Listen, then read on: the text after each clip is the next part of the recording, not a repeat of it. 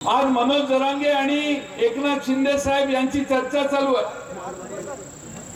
मनोज जरांगे अगदी वाशीपर्यंत गेले आणि एकनाथ शिंदेनी त्यांना त्यांचे त्या ठिकाणी येऊन समाधान केलं। मनोज जरांगे साहेब मागे आले, दोघांच्याशी चर्चा दोघांच्या झाल्या।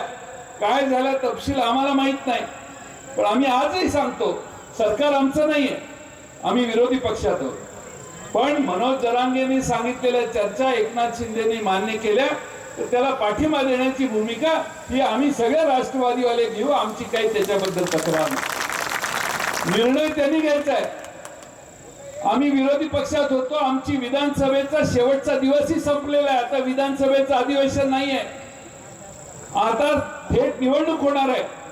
त्यामुळे त्यांचे दिवस संपत चालले आहेत। 2 महिन्यात त्यांना काय निर्णय घ्यायचा तो घ्यावा।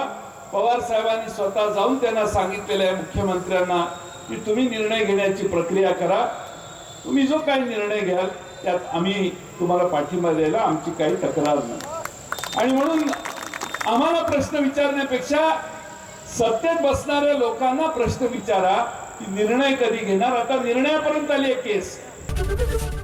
एबीपी माझा, उघडा डोळे बघा नीट।